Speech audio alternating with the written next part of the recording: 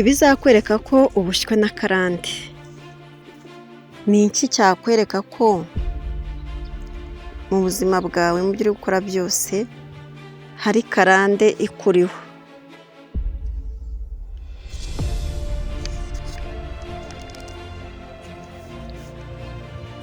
Ubundi karande ni iki?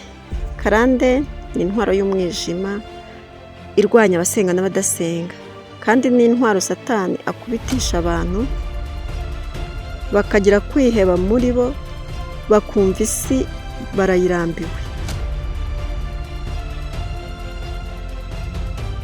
Kuki usenga karande ntigende? Kuki uba mu nzu y'Imana ariko karande ntigende? Aha ngaha nagusubiza ngo ni nko kujya kwa muganga ukivuza indwara itari uyirwaye.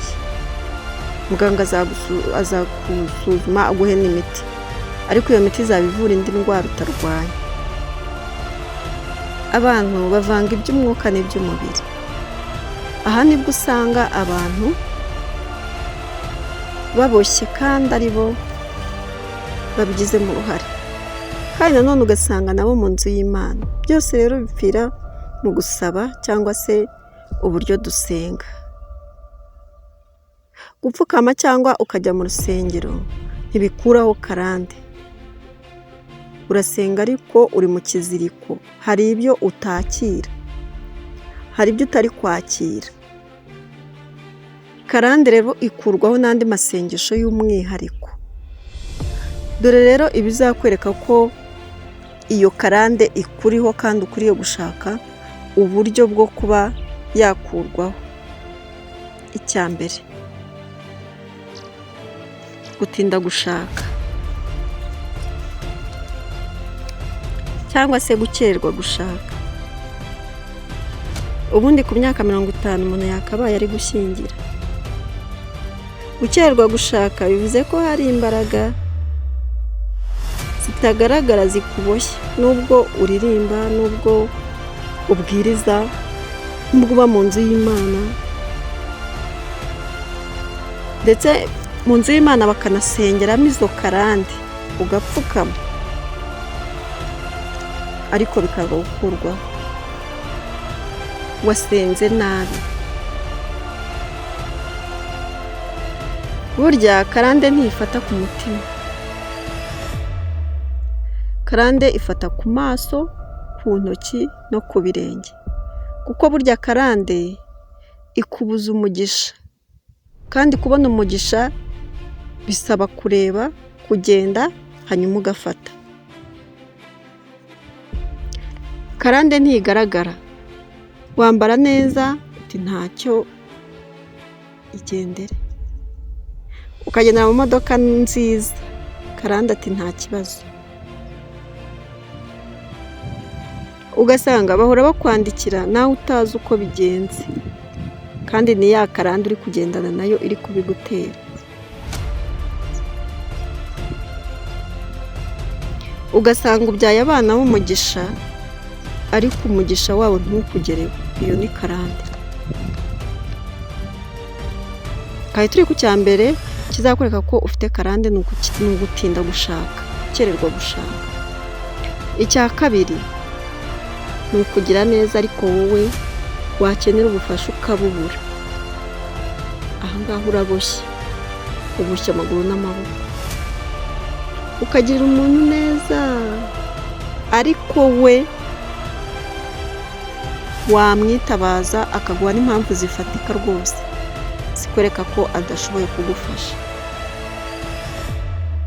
Iyo ni karande.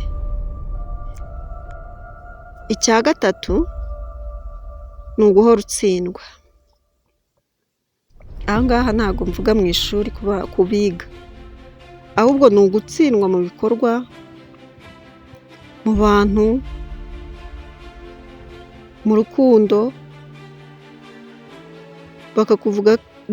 abantu bakakuvuga nabi kandi nta kosa ufite. Ugatsindwa muri bizinesi, icyo ukoze cyose ugasanga buri gihe uratsindwa, haba ku manywa haba nijoro ugatsindwa. Ugasanga abantu bari kukubaza ngo ese kusenga uri mwiza uritonda, ni ukubera iki koko utabona umugisha? Iyo ni ya karande. Kuko kuba uri umukristo buriya dukizwa ibyaha tugahabwa n'ubugingo, ariko karande bisaba ko ubimenya warangiza ukabisengera by'umwihariko. Icya kane, guhora wumva inkuru mbi mu buzima bwawe, gutakaza amahirwe.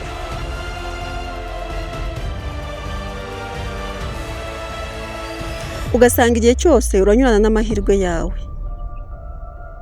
Witabye telefone, wa musheri yabuze. Mama wa musheri twakundanaga icyumweru gishize atitaba telefone, sinzi uko byabugendekeye. Uwo nguwo akaba avuyeho. Bwa bukwe bwahagaze, ka kazi byanze, wa muntu wari kugufasha yarwaye ntabwo bigikunze ntiwirirwe uza. Ugahorana inkuru mbi mu matwi yawe gusa nta cyiza. Ahangaha menya ngo uraboshye, sengere karande.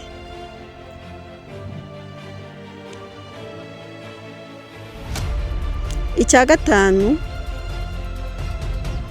ni indwara zitunguranye ndetse n'ibyorezo bitunguranye, kandi ugasanga ni izo mu muryango. Ugasanga hari abakuru bagiye bazirwara. Ubwo burwayi uretse no kukubabaza bunagutwara umutungo cyangwa se bukagutwara umwanya wakabaye ukoramo ibindi byakakwinjiriza. Iyi ni karande, kuko hari imbaraga zidashaka ko hari icyo ufata.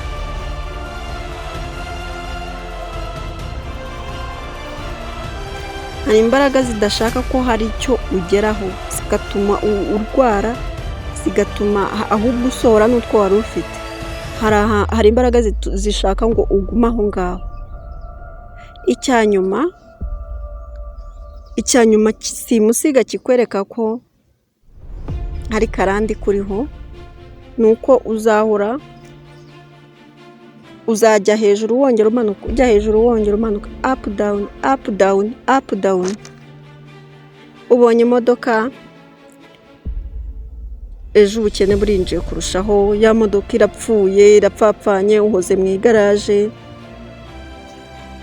Ubonye akazi, aho kugira ngo ugakore ukubitanye n'uburwayi bw'igihe kirekire, ka kazi bakakwirukanyeho. Ibintu nk'ibyo, ibyo bintu nubibona bimeze gutyo mu buzima bwawe, nshuti yanjye, fata umwanya usengere karande, kuko tuba tuzifite, imiryango yacu zirahari. Sengera karande, urebe umuntu wabisigiwe agusengera iyo karande ikuveho.